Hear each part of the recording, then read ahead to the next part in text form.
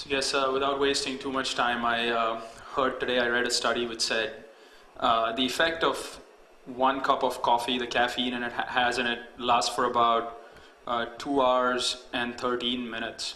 I guess 1 hour and 15 has been gone after the refreshment break, so I won't keep you occupied for more than 58 minutes, that's a promise.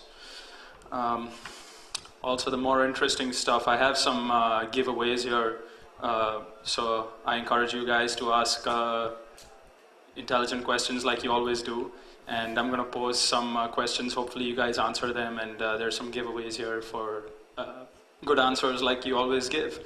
Also, what I'm going to be doing is I'm going to have one of the volunteers pass around a box in which you can drop your business card, or if you don't have a business card, just your contact information with email address.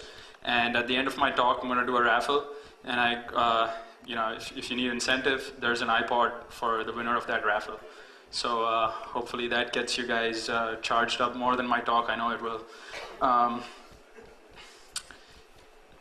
I guess what I'm going to talk about is been responding to a lot of incidents in the recent past, and I'm just going to share what I found from those incidents, and hopefully you guys leave here slightly more enlightened on the incident response side and what trends are in real-world attacks. In early 2004, I came across a study by CERT. It was an empirical study which just showed this graph to me. Basically said that when I looked at this graph, I said, there's something for us to be worried about. If you look at that graph, there's a changing trend for sure in the year 2003 there.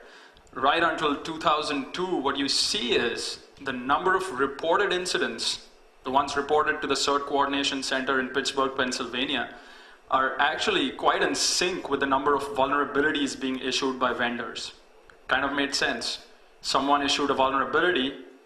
2 months later, you had exploits going amok. You had worms exploiting that vulnerability. So incidents following vulnerabilities made sense. All of a sudden, in 2003, you saw that trend breaking. There's a sharp rise in the number of actual incidents or attacks as compared to the number of vendor-issued vulnerabilities. That's pretty worrisome. Anyone want to take a guess as to what the potential reasons for that could be? I told you there's some giveaways here, so... I beg your pardon?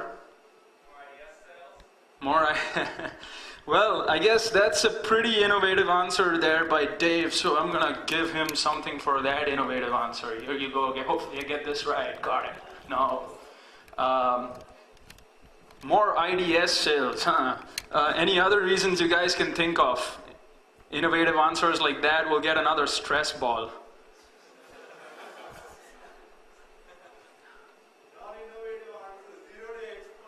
Ah, that's a great answer. Well, for that one, what I'm going to have to give you is a very unique t-shirt. So, the reason I say this t-shirt is unique, because it's a frequent flyer t-shirt. No kidding, no kidding.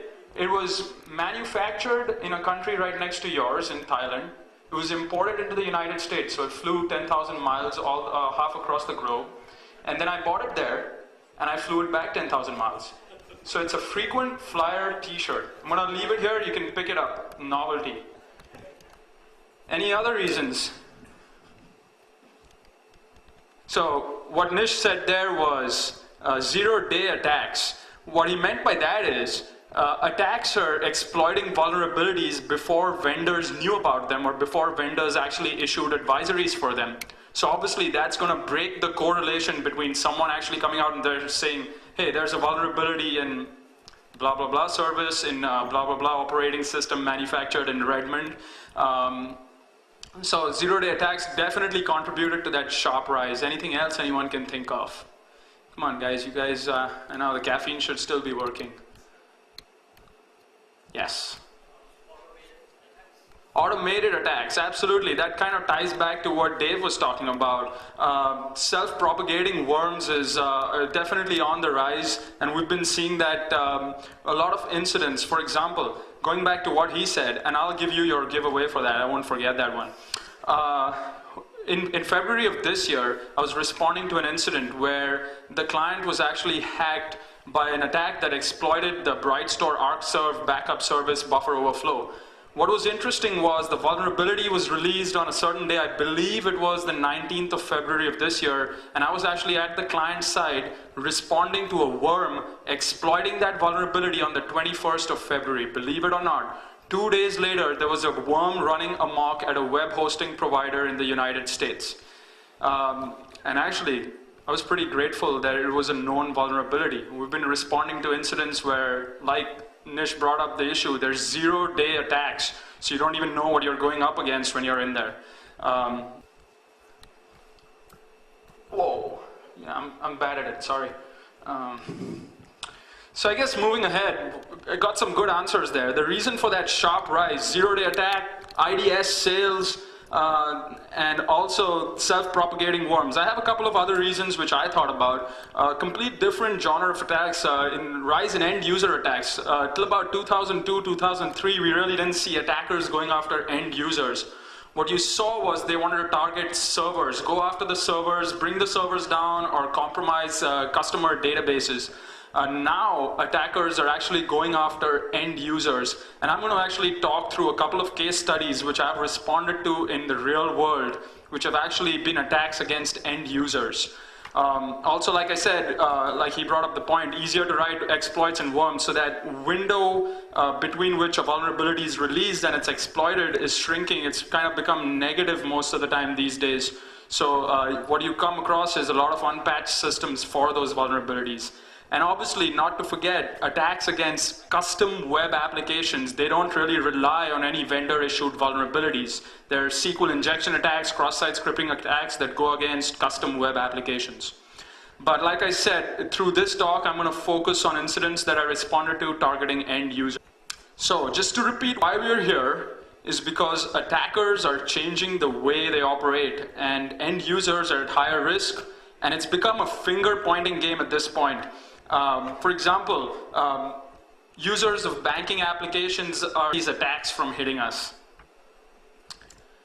So case number one that I'm going to go through is a pretty sad story of a woman who lost a lot of money.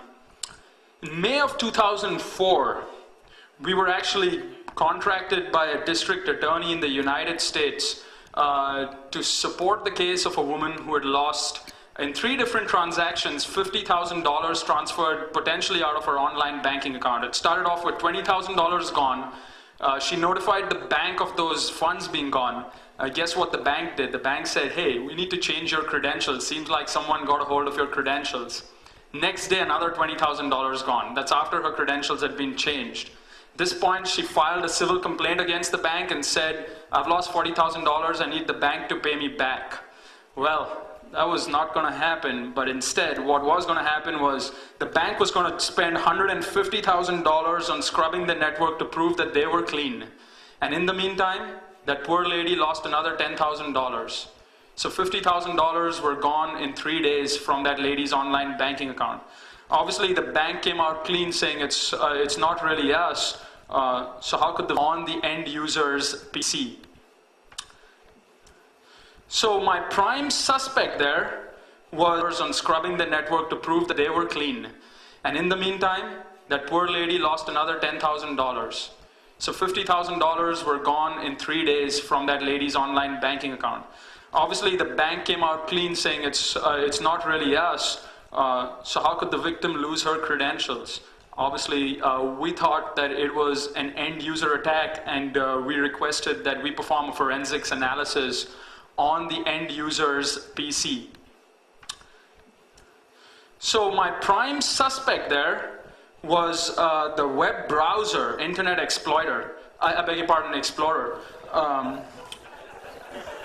At this time in 2004, when this incident occurred, it had over 190 vulnerabilities that could be remotely exploited to gain privileged access. So obviously it was the prime suspect of this attack, and this lady did use this particular browser. Also, given the fact that the source code leaked out for Windows, I suspect there's a lot of zero-day issues out there which a lot of people don't even know about. So, as usual, what you can see there is the actual photograph of this woman's PC. and I just haven't put it up there for fun. The reason it's up there is because what we normally do as a part of standard forensic procedure is write details about serial numbers, hard drive type, etc. on a piece of paper like you see there, and actually photograph it. So in case we're dealing with an incident that's affected over 100 machines, we know at least from the photograph which machine was what. I work with a bunch of guys who suffer from amnesia, so we need to do that. Also, here's just a little bit from our standard forensics procedures which have changed in the recent past, and actually point number 2 there is determine if the user of the personal computer was a victim of any online scams. This was not a part of standard forensic procedures about 3 years ago, and now it's definitely suspect number 1.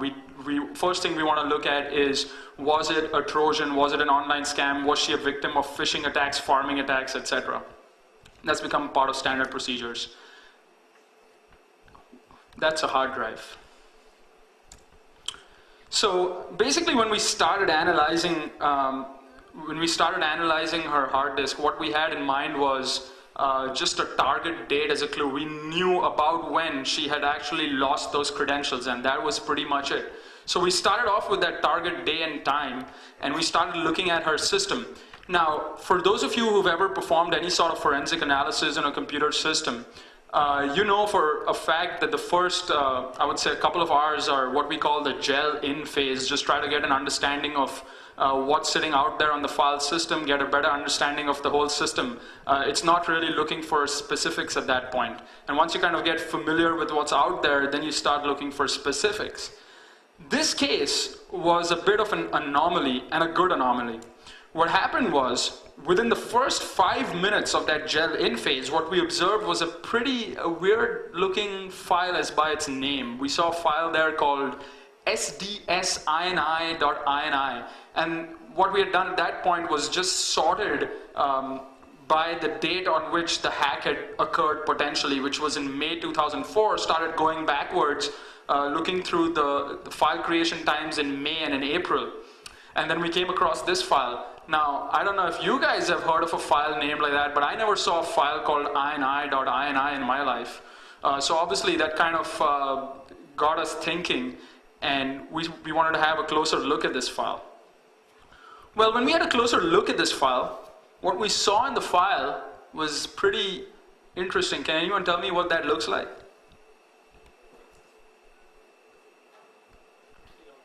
Well, it's up there. It's a file that contained keystroke logs. What is also interesting, if you see the last line there, that was actually what the lady was typing in on Messenger. I've just gone online and noted that $10,000 has been removed from my, for sake of anonymity, we removed the name of the bank account. So this was the actual keystroke log file, except that I've kind of masked the identity of the victim so that you really don't realize. Now, I had a quick question here. Can anyone tell me what the MC in there stands for? I heard a MasterCard. That was my first answer. Yes, you know, they like to say, fools seldom differ. Just kidding. No, it's not actually MasterCard. And I seriously thought that was MasterCard myself to start with, but beg your pardon? Mouse click, fantastic answer, and I think you get a book for that one. I told you it was pretty easy to get things here, right? So you guys need to speak up. So that's actually MC, are the mouse clicks that were being captured as well. We started looking at the file. Now, what we realized was, where did we find this file? This file, it was interesting. It was actually found in the Microsoft System Restore Point. Does anyone know what the Microsoft System Restore Point is?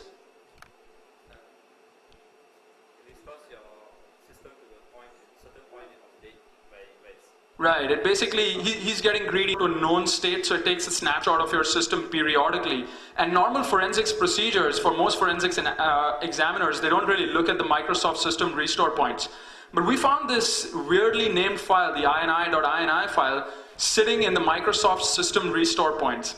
It was interesting because the reason it got restored in there was because it was named a .ini file, and